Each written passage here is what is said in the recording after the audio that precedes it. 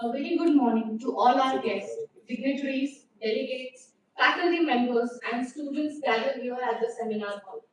Before we begin the formal proceedings of today's inaugural session, allow me a few moments to introduce you to the institution that has the privilege of hosting the international conference at Gandhinagar University.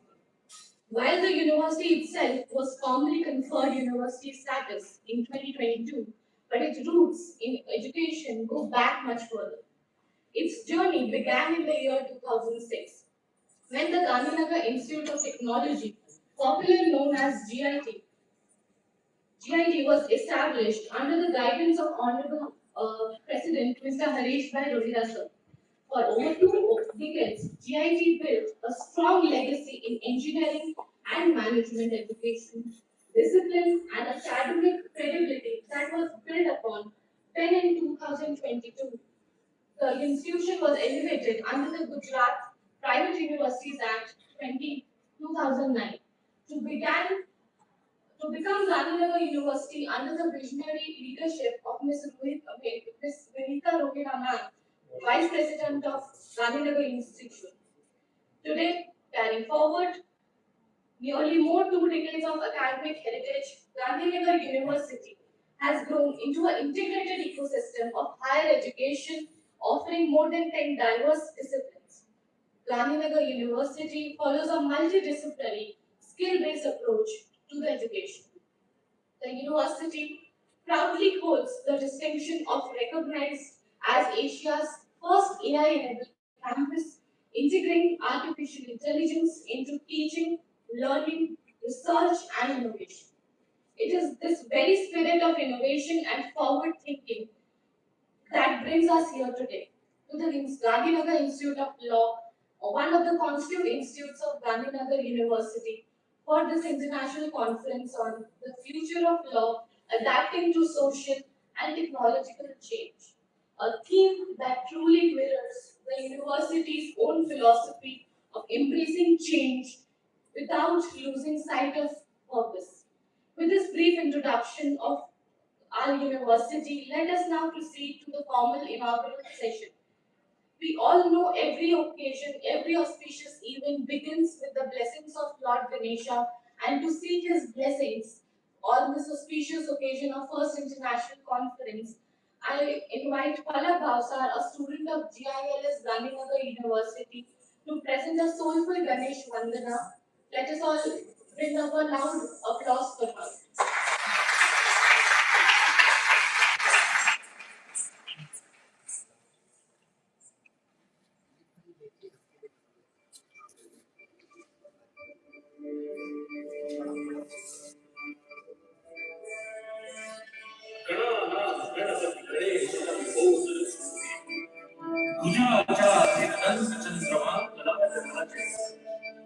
Brahma Vishnu Mahesh Narad गणपतनाथ अति विचित्र गणनाथ दंग बजाओ दंग बजाओ दंग बजाओ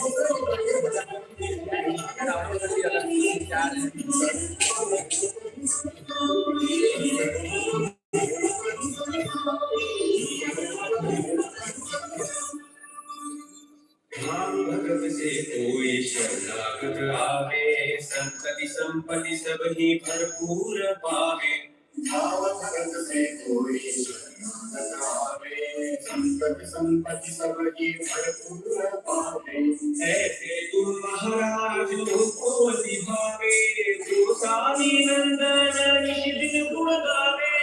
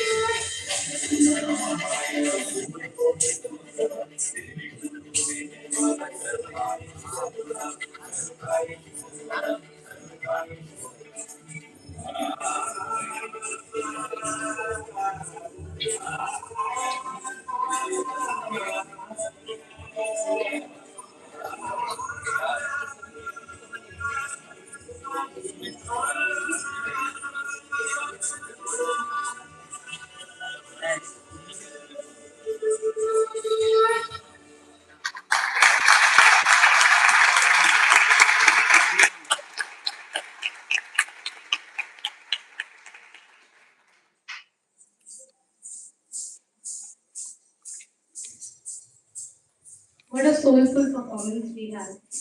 It gives me immense pleasure to welcome you all to this landmark international conference on the future of law adapting to social and technological change, organized by Gandhinagar Institute of Law. I now request our Chief Guest, Honorable Justice Dr. Kaushal Jayendra Thakur, our guest of honor, Professor Dr. S. Shanta Kumar, Honorable Vice President Sir Harish Rai Rohira, Honorable Vice President Ma'am Pranita Rohira Ma'am, Honorable Vice Chancellor Professor Dr. Kamlesh BN, and distinguished guests to kindly join us on stage for the ceremonial lighting of lamp. Please, sir.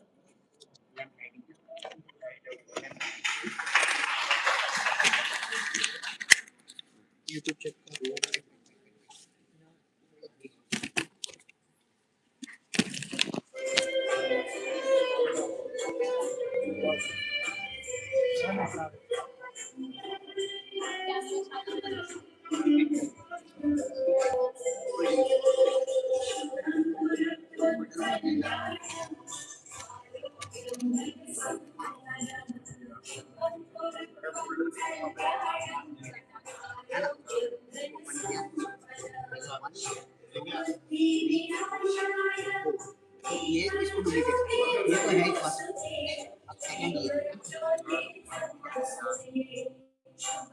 गया ना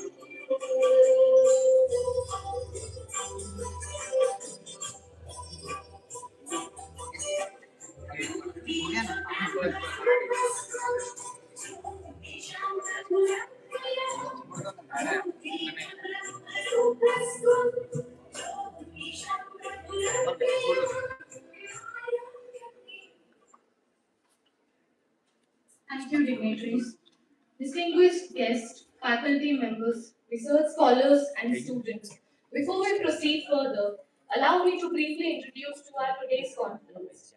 The theme of this conference, the future of law, adapting to social and technological change, could not be more timely as artificial intelligence, blockchain, digital governance, and cybercrime reshape the world around us.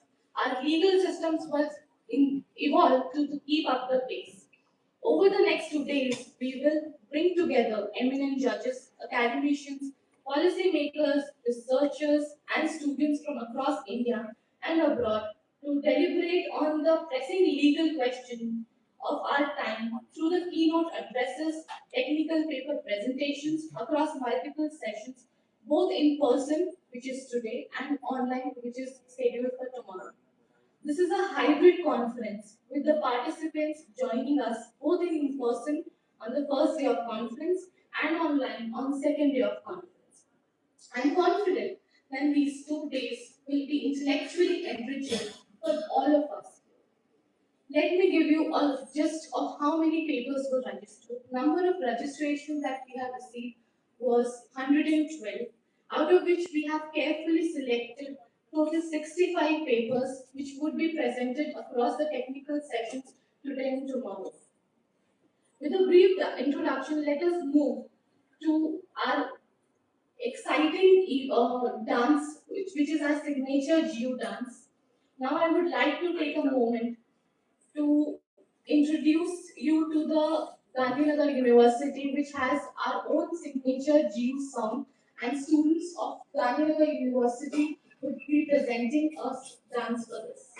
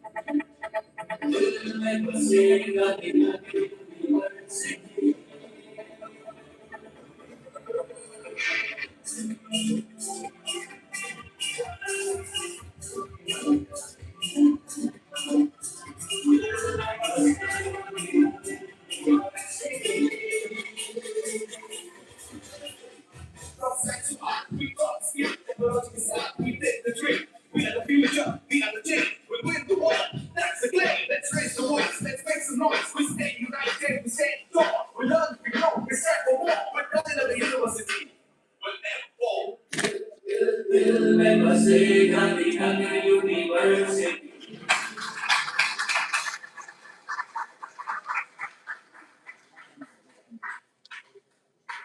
Please give them a round of applause to our talented students of GM who have beautifully prepared the vibrant and energy dance for us.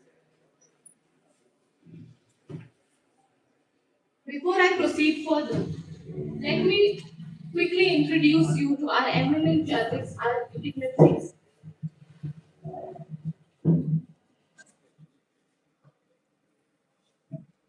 Honorable Justice Dr. Kaushal Jendra Thakur presently serves as the chairperson of Gujarat State Human Rights Commission, a graduate and a postgraduate in law from Gujarat University. He holds a PhD in environmental law from the same institution.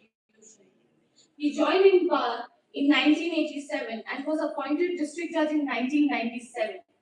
He went on to serve as an additional judge of the from Gujarat High Court from 2013 and later as judge of the Allahabad High Court, from which he retired in 2023. Over his distinguished judicial career, Justice Thakur has also served as a resource fellow with the Judicial Academy and the National Judicial Academy Bhopal, and has trained many judicial officers across the nation. Ladies and gentlemen, Please join me in welcoming Honorable Justice Dr. Honorable Justice Dr.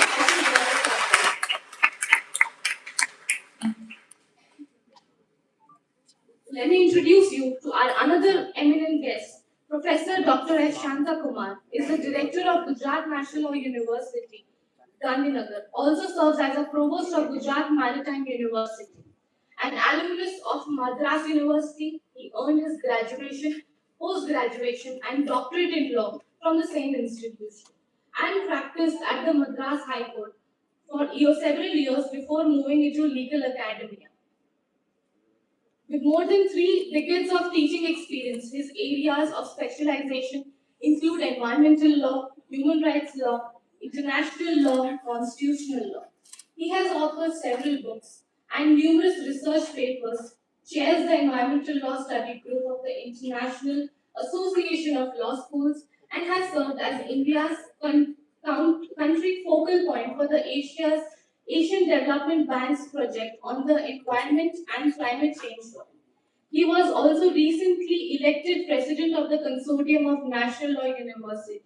Ladies and gentlemen, please join me in welcoming Professor Dr. S. Shanta Kumar.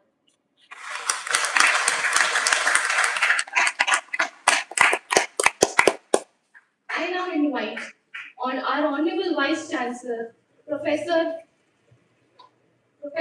Dr. Kamlesh VN,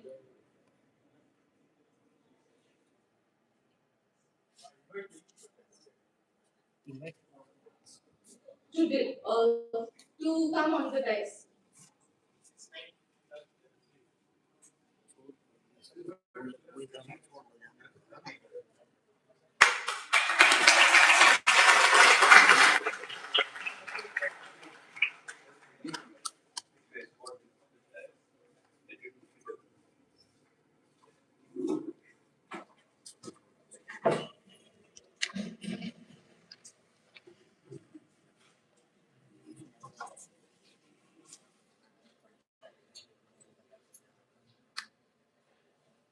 I now invite our Honorable Vice Chancellor, Professor Dr. Kamlesh VN, to deliver the welcome address.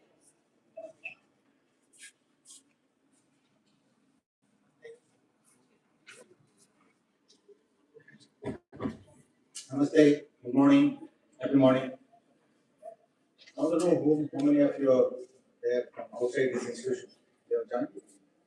Outside?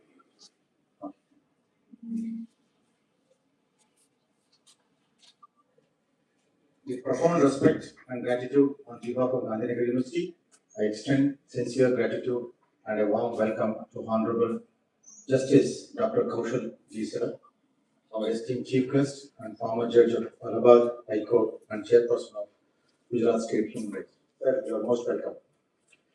It is our honor. It is my honor and privilege to welcome and express our deepest gratitude to Professor Dr. S. Shantkumar ji, our respected guest of honor, Vice Chancellor Gujarat National Law University and President Consortium of National Law University for his gracious presence. Thank you. Things are very simple. I'll never go more than 200 words. I extend warm welcome to our Honorable President Sir, Harish sir, and our visionary Vice President Madam Anita Roy sir in their absence. Respected member of the statutory bodies of the university, registrar, dean, esteemed faculty members, dedicated administrative staff, invited guests, participants, members of the print and electronic media, ladies and gentlemen, and above all, our students, the proud ambassadors of Gandhinagar University. A warm welcome to each one of you. It's my privilege and honor on behalf of Gandhinagar University to extend to all the most cordial welcome to this international conference in law. This occasion brings together tourists, scholars, practitioners, and students from across the country and beyond, unite by sharing their commitment to the studies, practice, and advancement of law. Your presence here today led both scholars, weighted and institutional distinctions to this gathering, and for what we are truly grateful for this institution. I would like to just inform that this is not only the law students are presenting the papers, engineers, technical people, others, science graduates, everybody is working in this institution and research scholars and others are also presenting the paper related to the law. Now, law itself doesn't have a boundary; its boundary is well open to the other economies and other education systems. So, thank you. Welcome you all.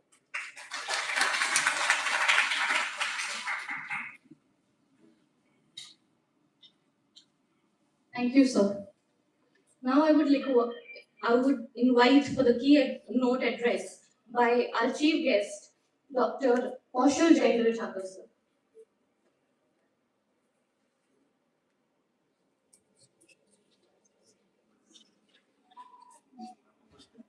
I will invite our keynote address by guest of honor, Professor Dr. S. Shanta Kumar, the Director of Gujarat National University.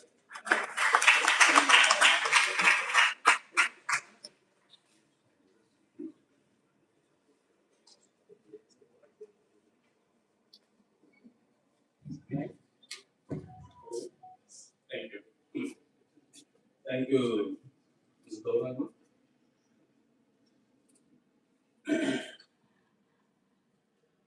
A very distinguished chief guest for this inaugural session, Honorable Dr. Justice Kaushal Jayendra Thakur, distinguished Vice Chancellor of Gandhinagar University, Professor Kamlesh, the distinguished members of the Gujarat State Human Rights Commission, distinguished officers of this university, distinguished faculty members, head of the Institute of Law, all the faculty colleagues at the Gandhinagar University, and the very distinguished delegates who are here to present your papers on this topic. I must confess that I have a very hectic schedule today. In spite of that, something attracted me, something made me to accept this invitation to be with all of you to spend 2-3 hours of my very busy time with all of you. The one thing that attracted me was the topic, the theme of this conference. I'm really fascinated when someone talks about the future of work. That is the first and foremost point of attraction for me to be here with all of you. Very rarely universities think about the future. How many of you are law students here? Can you just raise your hand? I think people who practice law, who are in the field of law, know that the legal profession, it follows or respects more the doctrine of precedent, what has been decided in the past. We value that. We try to go by the decision made in the past. 30 years back, 20 years back, Supreme Court must have said something. And we still feel that we should be bound by that decision delivered by the Supreme Court 20 years back. What we as legal community, the legal scholars don't think about is, number one, nobody cares about the future of law. Number two is the second part of the title called adopting to the social and technological changes that's happening in this society. These are the two reasons why I thought I should be here. But unfortunately, today being a very hectic day for me in the university because we have our orientation day tomorrow. We have few Supreme Court judges coming, few High Court judges coming with us. I could not spend, otherwise I would be happy to spend the whole day listening to all of you talking about these two aspects. One is future of law. Second is how law should adapt to social and technological changes. This is something unique because no university, no premier university talks about these things. As I said, we are governed by the law of precedent, the doctrine of precedent, and the Constitution also says that we are bound by the justice delivered by the Supreme Court. Everybody has to respect. Now, when the Constitution says that you will have to follow what the Supreme Court says or said sometime back, and here we are talking of the future of it. For example, 5 years before, we never thought that there is going to be some new technology called artificial intelligence, which is going to create havoc in the legal profession. Nobody thought. At least I don't know. I never thought about it 5 years back, 10 years back. But today we are witnessing the impact of the technological change on the legal profession, how it impacts the working of lawyers, the working of the judiciary, the working of every legal professional, whether they are directly connected with the judiciary or not. Because I think as young lawyers, you must have noticed a sudden shift in the legal profession because of huge pendency of cases in the courts struggling to dispose of all the pending matters, which has inherent problems, the weaknesses, the way judiciary functions in this country. Now you have a parallel legal system operating. I think I'm just making you think about all these things. One is people have now started working towards dispute avoidance. Let's avoid dispute. Why to go to the court and waste our 20 years, 30 years and pay to a third party court a lawyer. So let's try and avoid disputes. So therefore, now you will see that every corporate house has a new designation called compliance officer. That is for you, all lawyers. The compliance team, like for example, I know with Adani, they have a huge compliance team working on the compliance requirement in terms of labor law, in terms of contract law, in terms of electricity law, in terms of energy law, in terms of environmental law. They have huge compliance team working to ensure that each of their companies comply with this legislation so that they don't end up before a court of law. So there is a dispute avoidance team working. And parallelly, you have another team working for resolving disputes by not going to the court by alternative mechanisms like mediation, conciliation, arbitration. That is almost equal to privatization of justice administration. You appoint a judge, you pay for the judge, that judge will give you an award and you enforce it. Then if they are not, parties are not respecting, then go to the court will enforce it. Almost privatization of justice. When you have the money to appoint a judge and then the judge will give you an award, it's privatization of justice delivery. What ought to be done by a court, now we are asking the parties themselves to decide. You go, you get out of the court system, you appoint the judges, 1, 2, 3 people as arbitral tribunal, and then you pay for their cost, and you get an award, and bring that award. This is something which is happening in the legal system. Now, as young lawyers, you need to be prepared to face all these challenges, because you are not going to graduate this year. You are going to, for example, the students who are admitted this year in 2026 are going to graduate in 2031, and therefore you should start working for the challenges that will be there in the legal profession in 2031. That is where you need to start thinking about the future of law 5 years down the line. In 2031, how the legal ecosystem in this country is going to evolve, and how am I going to equip myself to be competent enough to face the challenges. This is something very, very important for all the law scholars, the law students to know. Please start thinking about it. Don't be grounded, don't be very satisfied with whatever is taught in the law school, because law school teaches you a very limited substance which is prescribed by the Bar Council, nothing beyond. And I am very happy that this university has called all of us and made all of us to deliberate, think about the future of law, and especially about adapting to social and technological changes. A lot of technological changes.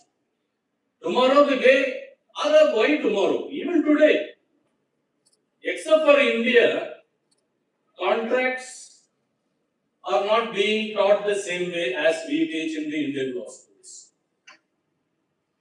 There is something called smart contract. How many of you are aware of smart contract?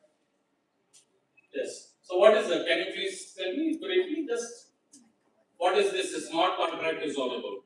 And how is it made? How is it enforced? So they are basically self-executing contracts. Excellent. And if I try to explain it with an example, Yes. along with blockchain, then blockchain is an umbrella term and Okay. smart contract is a term under it. Yeah. So if I can explain it with a logic of if and then. You can. So for example, if a payment is made Excellent. of rupees 5,000 or any amount, Correct. then the ownership of any particular thing or Correct. house or anything will be transferred. Yeah. And Excellent. it is basically executed automatically. Perfect. Perfect. Cheers. Exactly. I think we deserve a big round of applause for telling all of us in such simple terms what do you understand by smart contracts. Today, all our banking operations on phone works through smart contracts.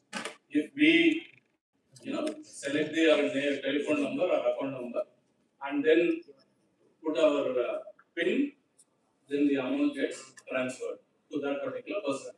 And this is automated by the fintech technology using blockchain. This is a technology, blockchain. How many of us know how blockchain works? And what is the significance of blockchain? I'm talking about law students. I know engineers will be able to handle this question, but lawyers understanding blockchain is very, very important because already we are governed by blockchain. All financial transactions are now blockchain. I'm not carrying any wallet with me. I don't know for how many years. I don't carry my wallet. I carry this one, which takes care of my tea, which takes care of all my expenses. Anything I order in a restaurant, I pay through my UPI. I don't need to carry cash, isn't it? I don't go to bank. Salary gets credited automatically into the account and I am spending it through my phone. There is a need for physical currency. So the physical currency is going to vanish. We are currently using only the digital currency, and all the bank ledgers will be updated based on digital transactions. There is no, previously, I am talking for the younger generation, people of my age will understand, if I need say 500 rupees, I'll have to go to the bank, I will have to fill up the check or the withdrawal form. Then I will have to stand in a queue before the teller counter. And when my turn comes, I give it and she will give me a token. I keep the token and keep looking at the digital thing till my token number comes. The kind of things what you see in McD and KFC, I hope that was there in banks. We will look for the token number, and then after 15-20 minutes, your token number will come. Then you take the token, go to another counter, give the token, and then he or she will give you that money. So taking 500 rupees from your bank account was a big task. I know that I had spent half a day where exactly on 1st of every month when I get my salary from my senior advocate at Madras High Court. There was only one bank in the High Court called the Indian Bank. We will have to wait for at least half a day to get this transaction done. That was the day. And see today the day things have changed.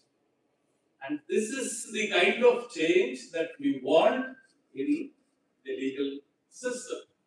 But unfortunately, our justice delivery system has not responded to the needs of change, and that is one reason why I am very happy to be here, because you are all here talking about the future of law.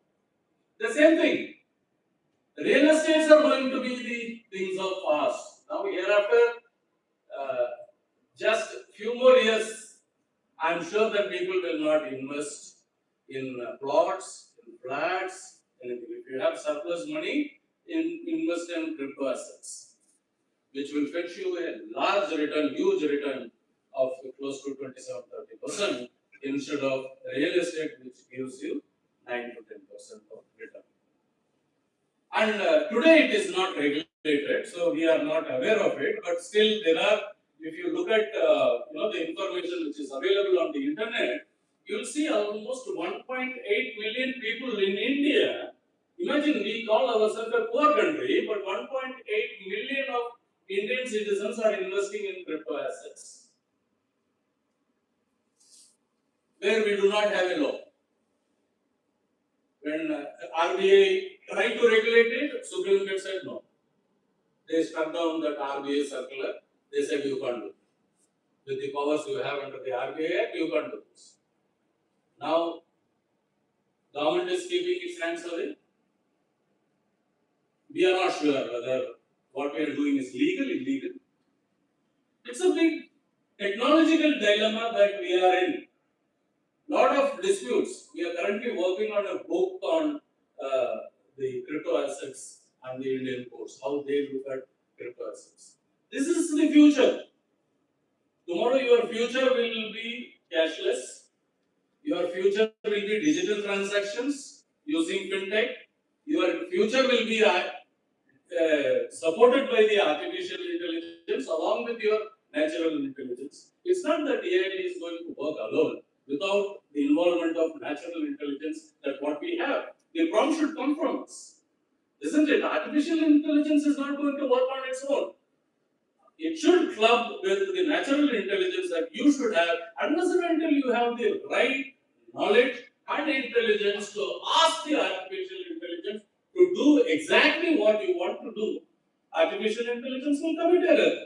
If you say that, if you are today, I see a lot of criticism on artificial intelligence that it is error and it provides wrong information.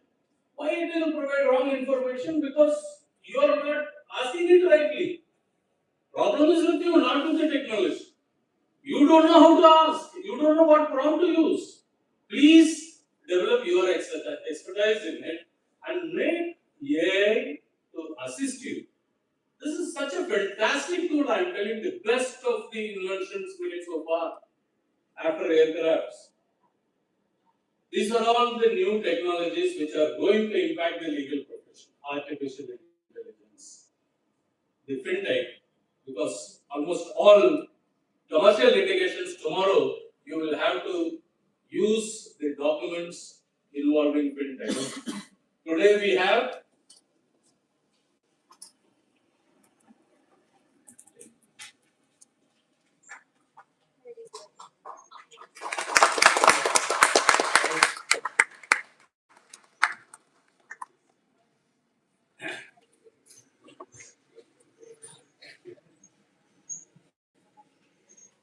thanks to the Honorable President of the University, Shri Harish Vagera, for joining us today.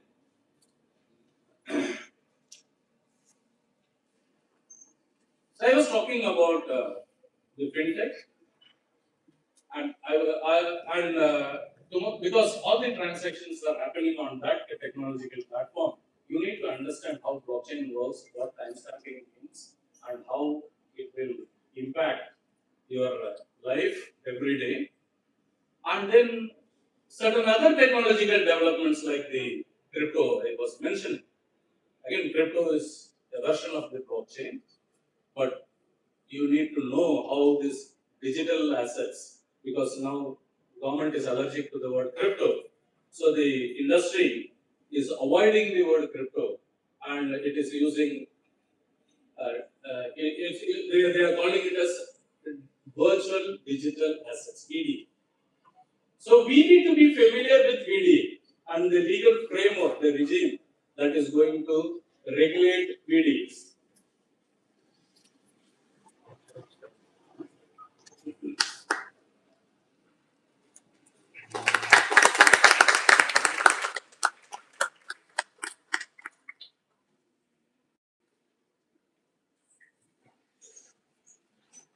Thank you, madam. Thank you for joining us today. Thank you for joining us today.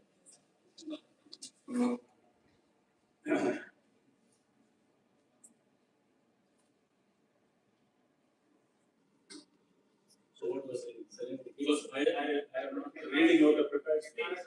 Yes, yes. Yeah. So the challenges that will be brought by the virtual digital assets, the VDAs, and the kind of legal framework that is evolving, we need to know that. And for you in Gandhinagar, you have a new island which is coming up within Gandhinagar called the Gift City.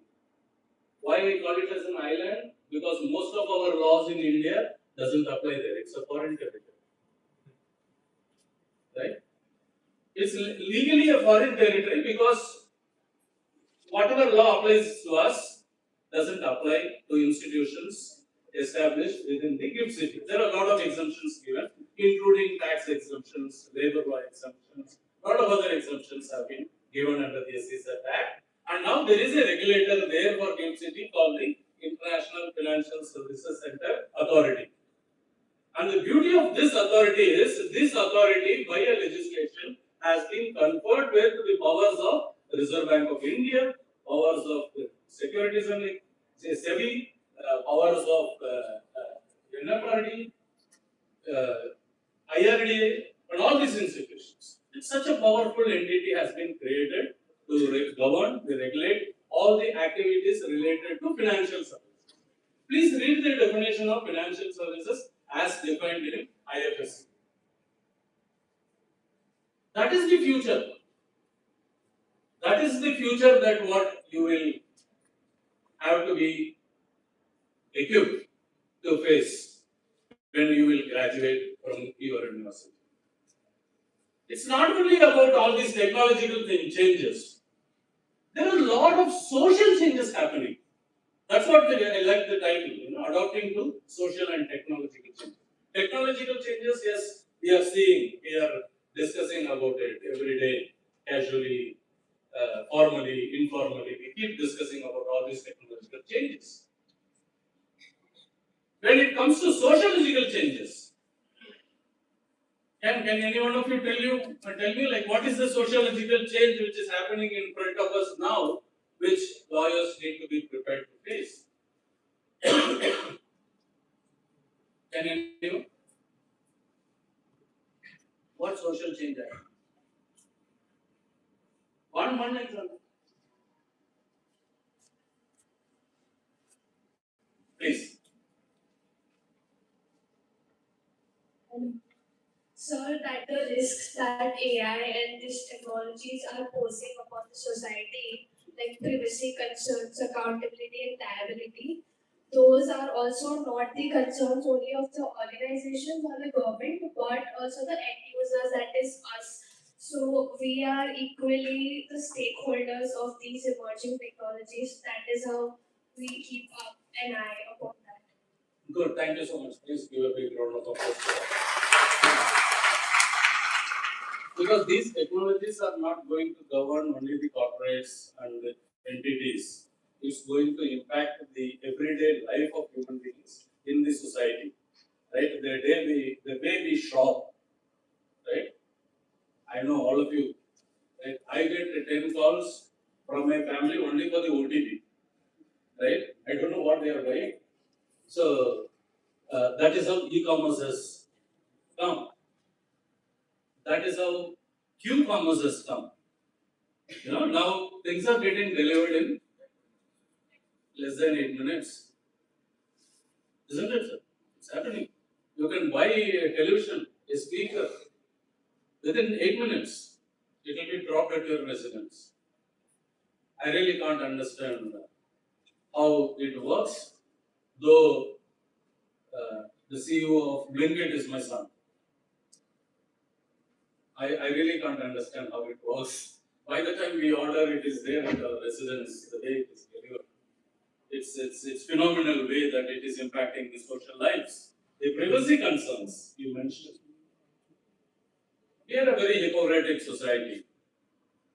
We put everything on the social media. We go out as a family, order some nice food in Palladium Mall.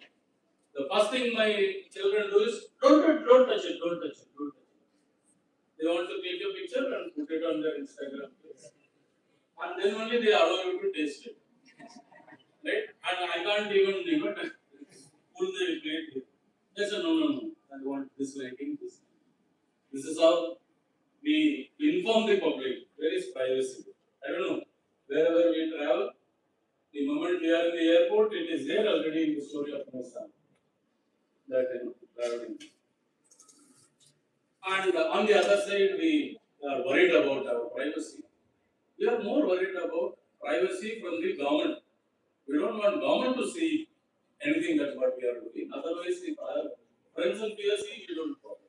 We only provide all information to the social media, to the society of what we are eating, how we are dressing, where we are going, who is our relative, what are we doing. Everything is there in the social media. It's interesting. The second thing is the impact of cyber fraud on the society, especially attacking the boomer generation. I have not come across a complaint by a younger generation telling that they have been a victim of cyber security. Just for example, especially the bank frauds. Maybe the younger generation does not have money in their account, so there is no they can't be victims of bank fraud. But I see in newspapers judges of high courts filing FIR telling that their account has been hacked and their money has been taken. A lot of bureaucrats, very senior officers, who are well informed of how things happen. This is interestingly, my own colleague who is teaching technology and law at my university became a victim of cyber attack. I think some student must be testing her knowledge in the class, how what she is teaching, whether she understands it. She had been a victim of the cyber fraud. So these are the changes, of course, related to technology. There are certain other changes in society which does not involve technology is also happening. For example, uh, when we were young, the idea of getting married was different. Today, the idea is completely different. You don't want to directly get married, you want to try whether the marriage will work or not before the marriage. Right? By live-in relationship, all those things. So these are the significant social changes what is happening in this society currently, which lawyers, courts, judges, every day they are getting up these cases. Like for example, sir, with your kind permission, I will tell one particular case decided by sir at Allahabad High Court. Because he will not say it in the way, same way I want to say it. One case comes to him where a lady is seeking protection of the court because she was living with a living partner. She was living with a living partner and therefore there is a threat for her life and therefore she seeks the court's protection by filing a petition to the court and unfortunately for her the matter comes before Honorable Justice Kaushal in Allahabad. So the first question sir asked was to her, who is threatening you? You say there is threat to you. Who is threatening you? And you know what she said? My husband and children. She said, for that you want to go to protect them. You are doing an illicit relationship. right? And this is what they misuse the advantage or the protection given to live-in relationship by the courts to protect unmarried individuals, to protect their right of choice, right of marriage, all these things. It ends up in so many other challenges which currently the society is facing. So these are some of the challenges, because this is an inaugural session, not a plenary session where I can speak for long. But then I thought that I will just provoke all of you to think about these changes brought in by technology, brought in by the social changes, what is happening around us, and how we need to work towards shaping the future of law. How the law should work. Definitely it's going to change 5 years down the line. And I wish the organizers and all of you all the very best for conceiving such a wonderful theme for this conference, discussing on a very, very relevant idea that ought to be discussed, deliberated upon. Spend your time at the conference, because conference is not only about exchange of knowledge. The biggest benefit of having a physical conference like this is getting to know and an opportunity to know others, your peers from the same field with similar interests, and also to make an opportunity to make new friendship, an opportunity to renew old friendships, and an opportunity to exchange knowledge, learn something new from the community of legal scholars who have assembled here today. So, for that reason, my sincere appreciations to the university for organizing such a wonderful conference on a great theme, a very, very significantly relevant theme, and I wish all of you the very best. Thank you so much. Thanks to the Vice Chancellor for giving me an opportunity.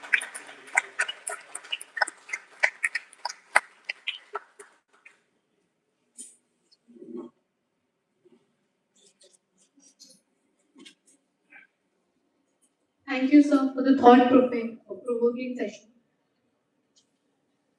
Now, I would like to welcome our founder president, Mr. Harish Rohira, sir, who is known for his entrepreneurial vision and commitment towards quality education. And I would also now, my proud privilege to welcome a truly inspiring personality. Let us all extend our warm welcome to Ms.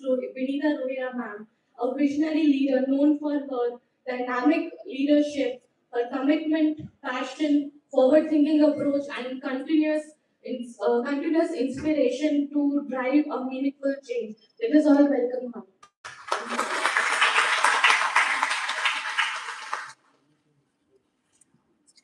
I now request our chief guest, Honorable Justice Dr. Kaushal Jendra Thakur sir, to deliver the keynote address.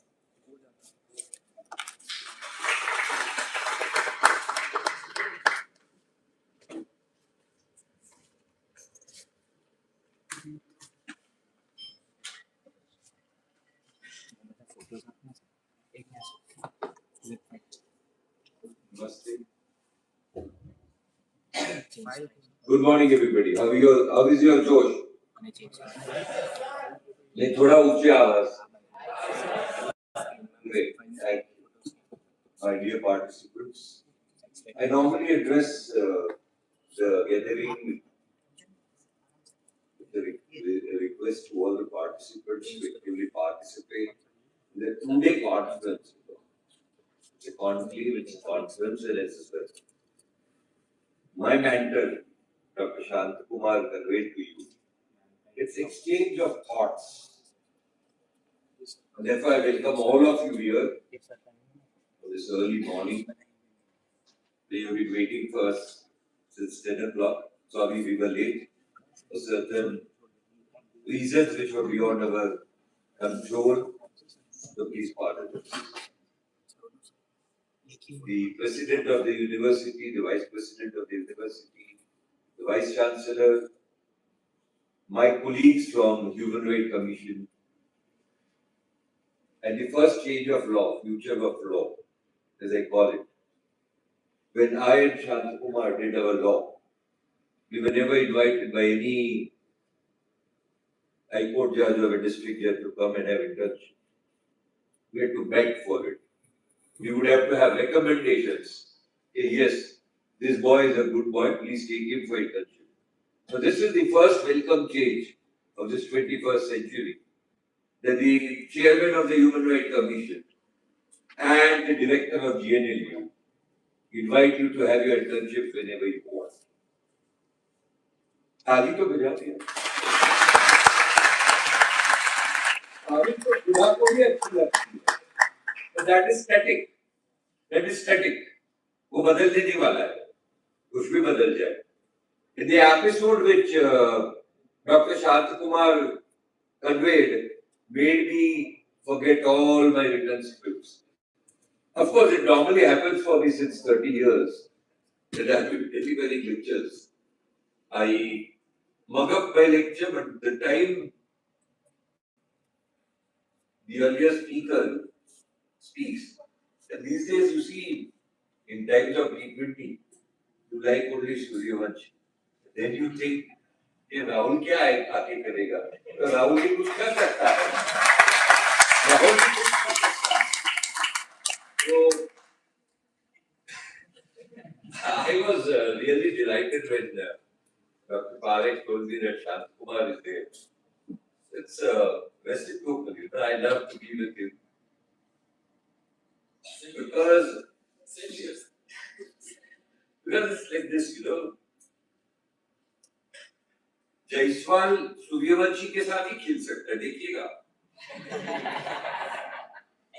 Tendulkar, you see his centuries were with Sehwag more when they were playing 50-50. See that? So the partnership matters the most. Why do I say so? You are partnering with the university. And one of the biggest disadvantage for the students these days, when we are with AI, when we are with all kinds of technologies, वो जो phrase था ना, मातृ देवो भव, पितृ देवो भव, guru dev bhava.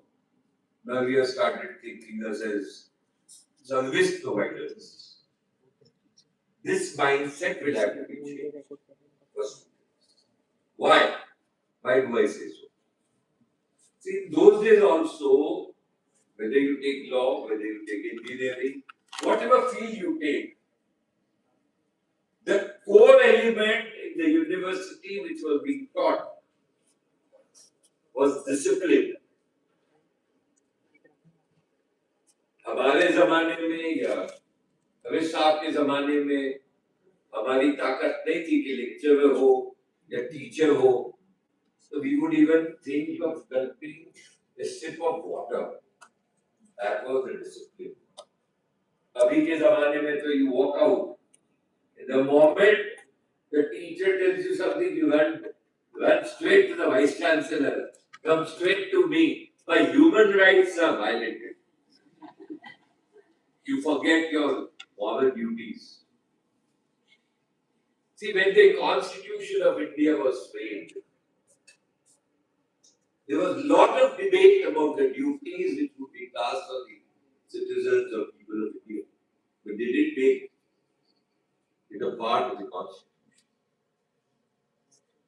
And unfortunately, even after 75 years, though we had a chapter known as fundamental duties, of course, it came during the Black Days, as it is called. How many of you try to fulfill your fundamental duty? Your basic fundamental duty as a student is not to see your mobiles during your lectures. How many of you do that? The law is clear. That is what the theme is. And as Dr. Shantakumar said, law is not static. Why? Why law is not static? Why should it not be static? Let me give you an example. if you have water, fill in a septic tank, keep it for 5 days. Being science students, many of you are here. Bacteria will grow. Why? Anything that is static does not develop or petrifies. Likewise, any legislation, if it is static. Say, for example, had the Supreme Court or the High Courts not given broader meaning to Article 21, Article 14, what would have happened? Say, for example, for law students, Minka Gandhi's judgment.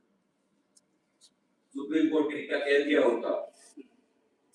Okay, look into her matter. Give her her passport.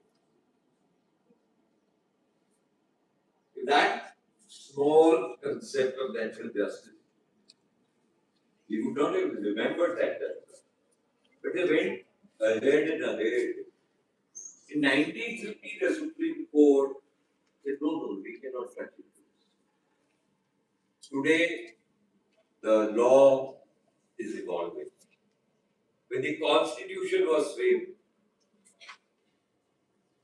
would the framers have thought of the Sabrimala judgment of Kutuswamy coming along? The answer is no. Why? You have to adopt to the social changes and then to the technological changes. What are these social changes? What are these social changes? Say the social changes are because of the plan of the society.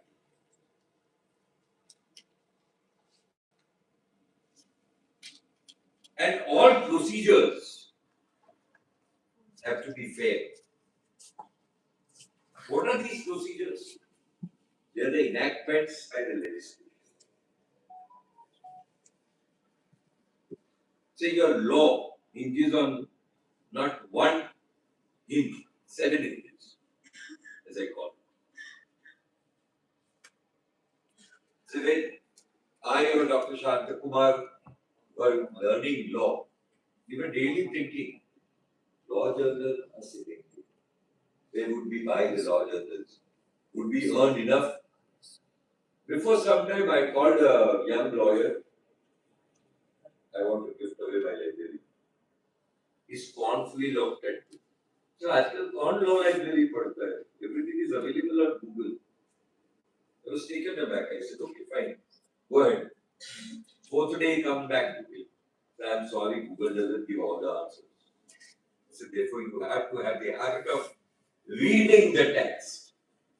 Whatever development may be there, if you are a law student, or if you are a student, which you are going to be till your last breath, and as I have been always telling, there is a very nice quote by a renowned author, Richard Bach, in his book, Illusions, where he asks a question, is your mission on earth accomplished? Then he answers himself. If you are alive, it is not. So, to all the students sitting here, I would say this. The law, the episode which he said about the lady, there may be thoughts in your mind. When Kasab would get protection, why not this lady? Fine. See, there are things which have to be read within it. In the next judgment, very day, we had to life. We are not against living relations. See, the reasoning why I and my brother Jan said we are not protecting. So there was already a litigation between us, her and her husband. The moment I give protection, before the trial court she'll say, देखो साहब high court ने भी कह दिया मेरे को ये तंग करता है. You get my point? So get your jurisdiction done by that court if you're really harassed.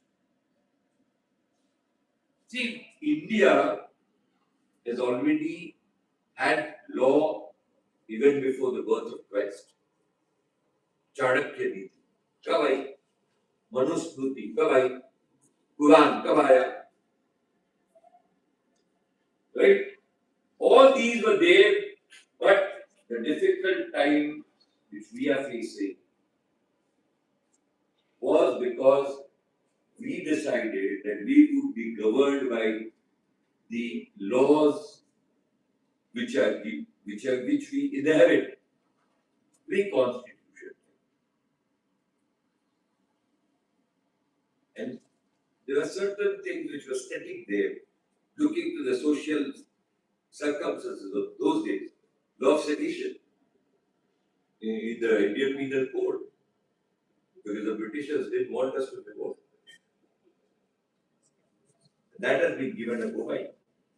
So you have to change as the society changes.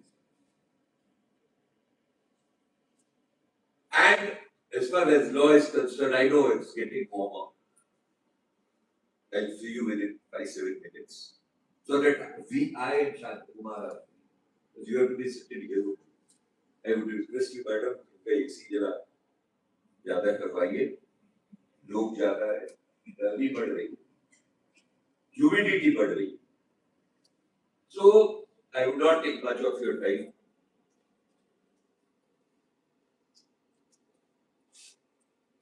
See, any law, if it has to stand the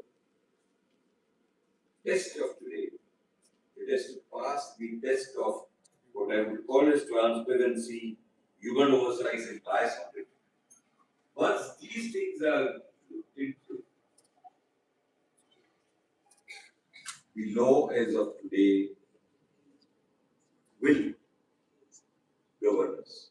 So one small question in Ireland, which I always tell in all my lectures, how many of you believe or can envisage a situation when any of you go to a magistrate, you're not permitted a lawyer, you're not permitted to speak a single word, and he'll pronounce the judgment that you are guilty, flog you, send you to jail. How many of you believe that this can happen? Forget judges. How many of you believe that this can happen even in your home or even in your university? हाथ उठाकर कितने लोग ये मानने को तैयार हैं कि ये ऐसा हो सकता है? हो सकता है? This lawlessness was there in the Bombay state. This I am not telling from my own. It's there written in the books, and I verbatim read it for you. You take your 1 minute. And if you want the translation in Hindi, I'll do it for you. In the book, Famous Judges, Laws and Cases of Bombay, published in 1962, on page 226, under the head of magisterial misdemeanors. Misdemeanors matlab galtiyan. Putting it very straight.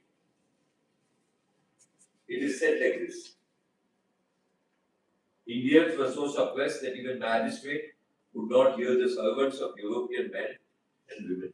Instead of mentioning it, I would verbatim tell what is there. It seems that in olden times in Bombay, पुराने दिनों में बम्बई में European जो मालिक थे वो अपने employ को मैजिस्ट्रेट के पास एक नोट के साथ भेज देंगे complaining of the servant's misconduct. Now, what would be this misconduct? In most cases, the magistrate proceeded straightway to act upon the note, convict the man without any sort of trial, and punish him on the spot, generally with flogging and occasionally even with imprisonment. Can you imagine this situation post 1950? The answer is आपके teacher आपको class में सिर्फ ऊंची आवाज से बोलेंगे तो आप पूरा हल्ला कर दो, मैडम के पास चले जाओगे, पीसी के पास चले जाओगे, ये दो कुत्ते सुनेंगे तो मेरे पास आ जाओगे. our human rights are infringed. They did not hear us. But this was the situation. Therefore, the future of law, post-constitution has changed. Thank you for inviting me, Dr. Parikh, Dr. Jha, and all the faculty members who treated us so well in the morning. Thank you very much. I wish the authors who have returned their papers all success, because I know what writing is. Your peers may reject them. You may feel मैंने इतना अच्छा लिखा, क्यों reject किया? आपने अपने नजरिए से देखा है, वो जेन्युइन नजरिए से देखता है। ये मुझे एक बार डॉक्टर शांत कुमार साहब ने कहा है, तो जिसके पेपर्स नहीं एक्सेप्ट हुए हैं, don't feel despaired, go on trying writing. That will inculcate your research ideas when you become lawyers. You have to think different, you have to act different. Act different.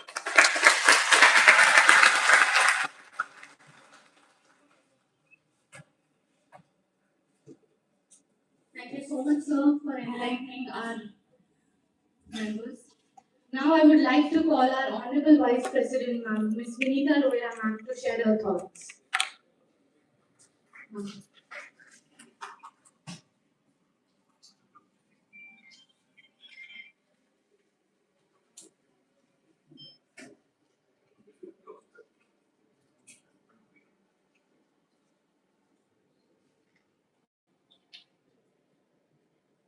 I'm exactly at 12, so I don't know whether it's. Good morning, Honorable Chief Guest, Justice Dr. Kaushal Jayendra Thakkar, Guest of Honor, Professor Dr. S. Shantakumar, distinguished members of the judiciary, eminent academicians, legal luminaries, researchers, faculty members, dear students, and esteemed participants from India and all across the globe. It's with immense gurv that is my pleasure to welcome you all to the International Conference on the Future of Law, Adapting to Social and Technological Change, organized by Gandhinagar Institute of Law at Gandhinagar University.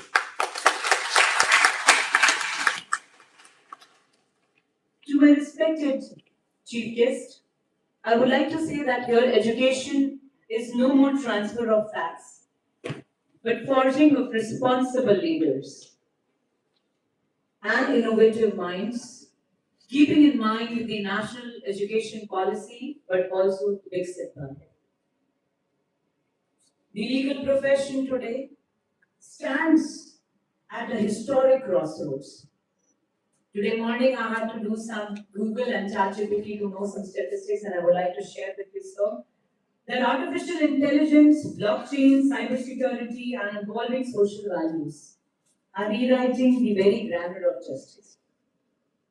With global legal tech investments of $25 billion and the legal tech investments not only surpassing that, but AI reducing the document review by 90%.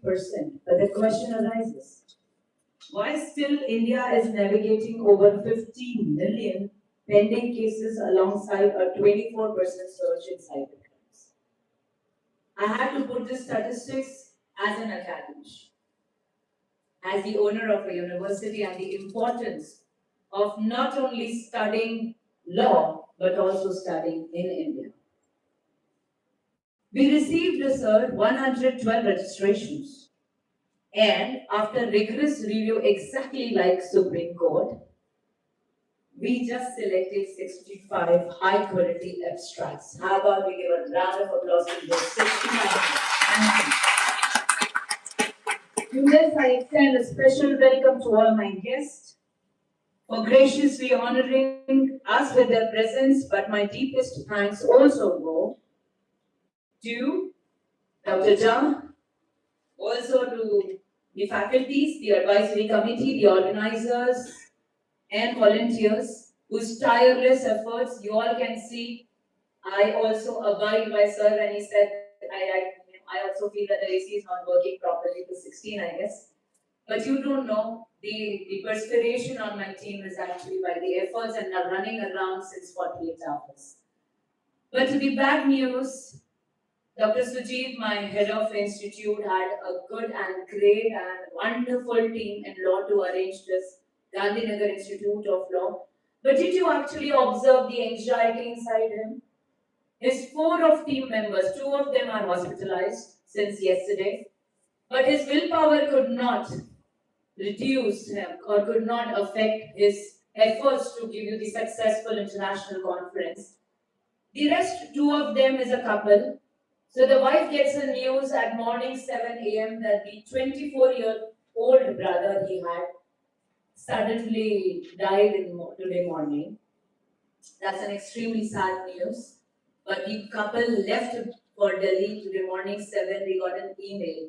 But Dr. Sujit still drove to the university with his willpower intact and to do for these 65 researchers what he could do, and for the Gandhinagar Institute of Law. And there was very successful opening of international conference.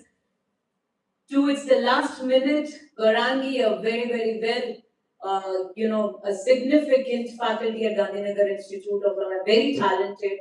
She immediately took over and she messaged to Sir, I will take care with you, don't worry, but we should be the face of GIL. I believe this is more important than just being a known success of Gandhinagar Institute of Law. These people, to the least, would not require a standing ovation, but the as many round of applauses can make it.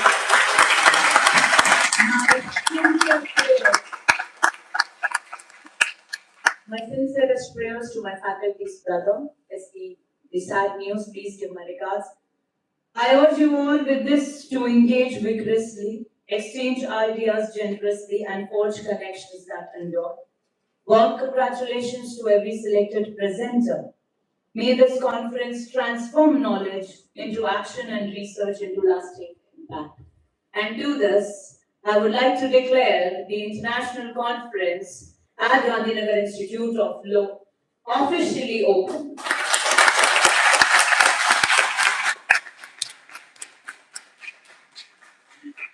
Thank you, ma'am, for those inspiring and visionary words. A glimpse of the future our young leaders are building for law and educational life. Now, I would like to invite Mr. Vikas Parekh, Director of International Relations, to take the felicitation forward.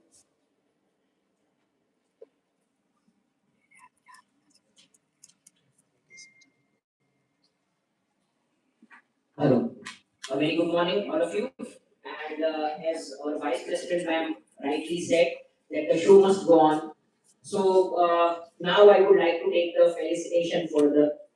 First and foremost, I would like our Honorable President Sir, Shri Haresh Roya Sir, to please felicitate our Chief Guest, Honorable Justice Dr. Kaushal Jayendra Thakur Sir. A huge round of applause, everybody.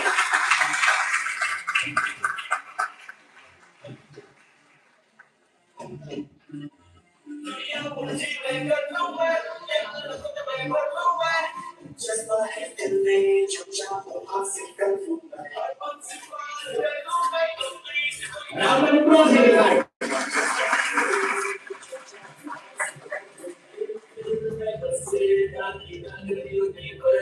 I would also like to invite our Honorable Vice President, Shri Vinita Royera ma'am, to grace Chief Justice, Honorable Justice Dr. Kaushal Jayendra Thakur sir with a sketch, with a handmade sketch. I would also like to put it on record that this sketch is made by one of our student of Gandhinagar University. Please, I would like to welcome you on stage.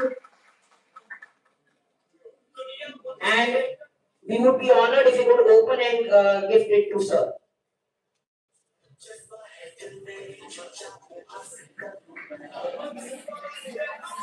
Round of applause, everybody.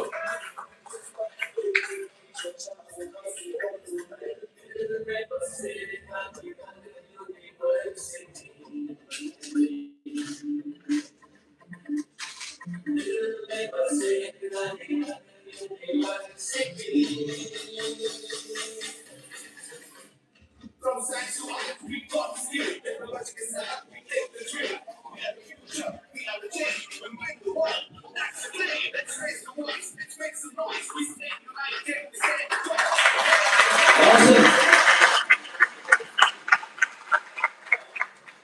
Thank you so much, sir. And now I would request our Honorable President, Harish sir, to felicitate guest of honor, Professor Dr. S. Shanta Kumara, Director, GNLU.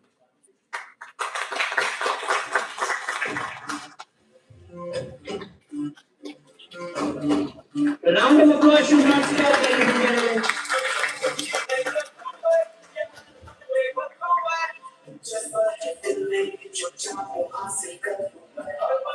Thank you so much.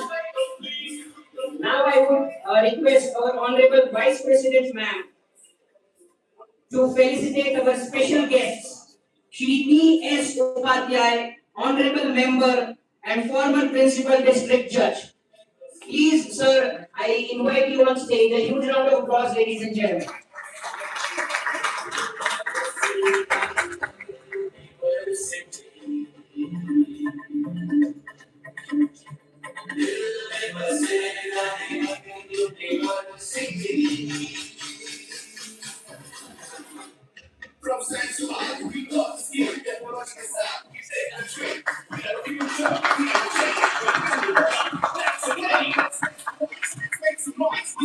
Thank you so much for your presence, sir. Next, I would like to invite on stage Shri T.V. Joshi, Registrar and former District Judge upon stage. I would like our Vice President, Ms. Vinita Rohera ma'am, to felicitate the special guest. Round of applause, everybody.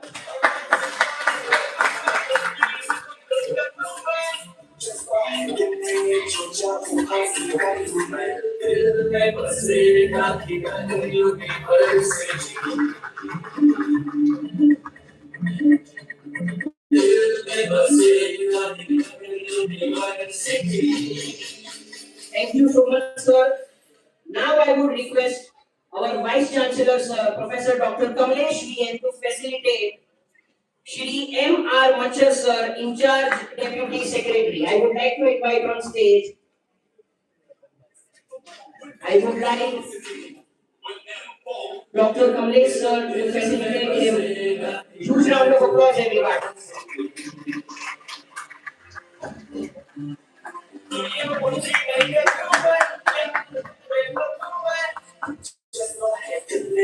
Thank you so much.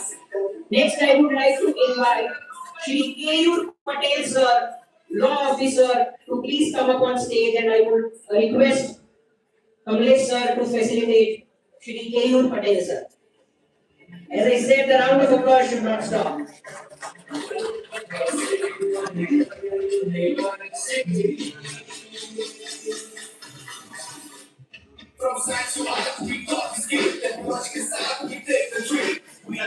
Thank you so much.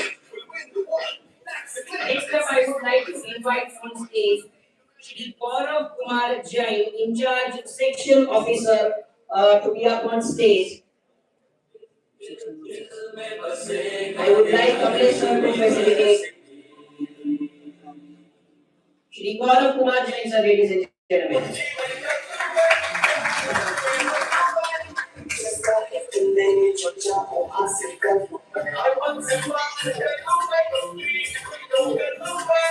Thank you so much. And now I would like our Honorable Registrar, Professor Dr. Amit Parikh, sir, to please come up on stage to facilitate Dr. Prabhakaran Paleri, sir, former Director General of the Indian Coast Guard and presently contributing as professor at the RRU Center for Indian Ocean Legal Studies. I would like sir to please come up on stage.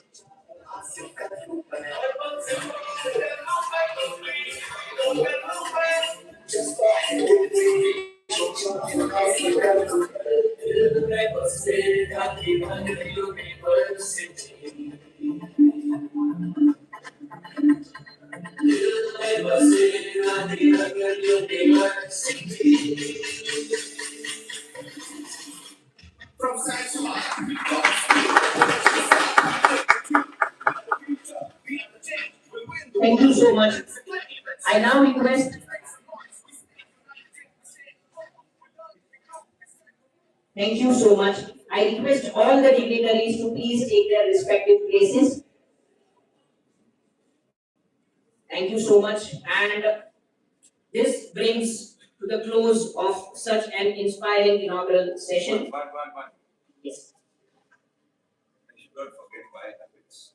Is your popular, original popular program?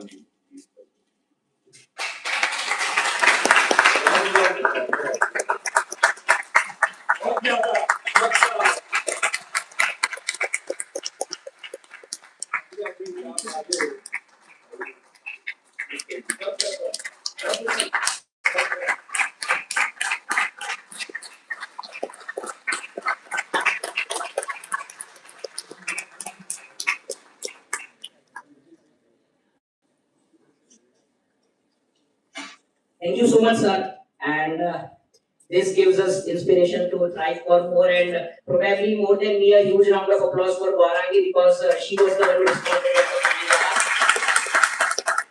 I extend my deepest gratitude to our chief guest, Honorable Justice Dr. Kaushal Jayendra Thakur, sir, Honorable Chairperson, Gujarat State Human Rights Commission, whose presence has led this location a sense of gravity and honor that words can scarcely capture.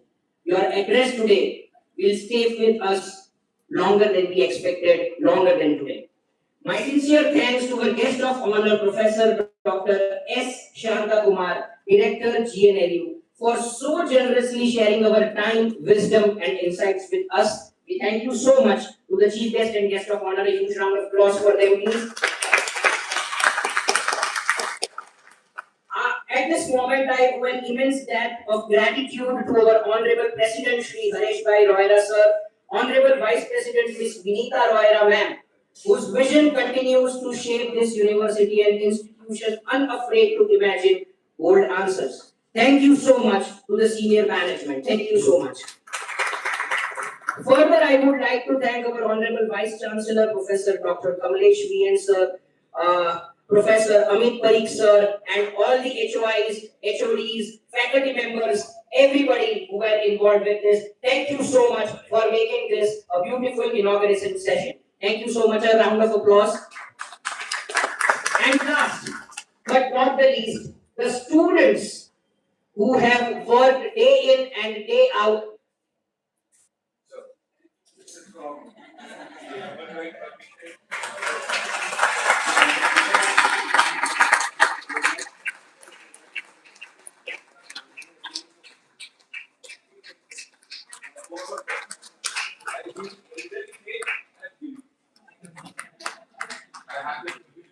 So on this happy note, I, on behalf of Gandhinagar University, thank everybody for attending this inaugural session. Thank you so much. Have a great day.